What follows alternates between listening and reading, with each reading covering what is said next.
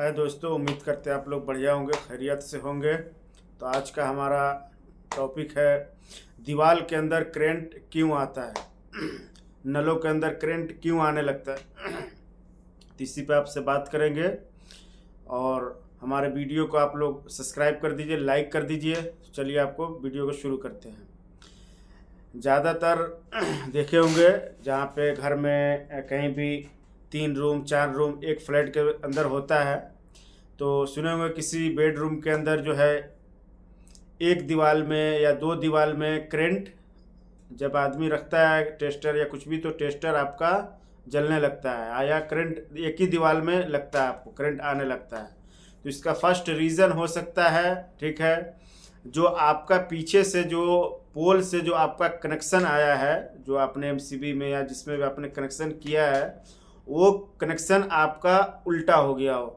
जहाँ पे न्यूट्रल होना चाहिए वहाँ पे फेस हो गया है, इसीलिए ये आपका दीवार में करंट आ रहा है।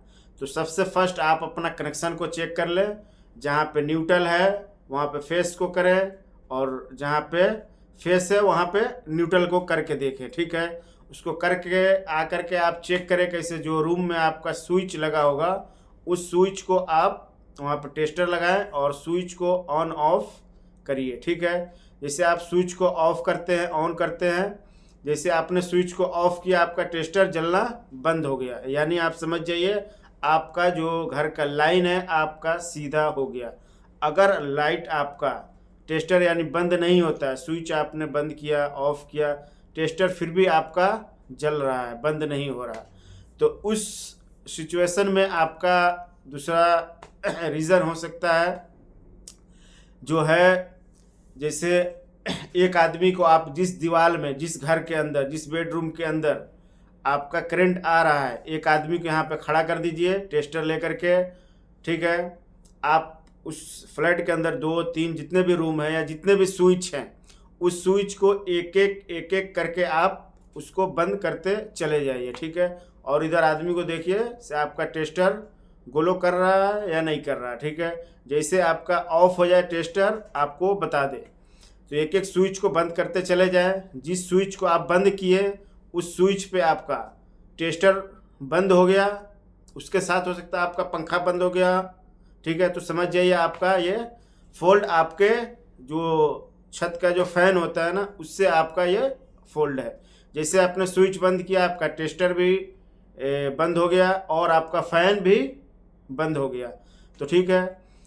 ज़्यादातर केस में ऐसी होता है, जो फैन जो छत का लगा होता है ना, जो उसके अंदर जो रबड़ का जो कैप होता है, वो चलते चलते रबड़ का जो कैप होता है ना वो घिस जाते हैं। घिसने के बाद जो है ना आपका करंट उसके वजह से दीवार में आपका उतर जाता है, ठीक है। ज़्यादातर ऐसी होता है। दूसरा चीज़ क्या है, जो उसका पंखे का जो ऊपर जो डीबी लगी रहती है ना, हो सकता है आपका फेस या न्यूट्रल हदीद के साथ टच हो गया हो, इसके वजह से भी आपका दीवार के अंदर करंट आ सकता है, ठीक है।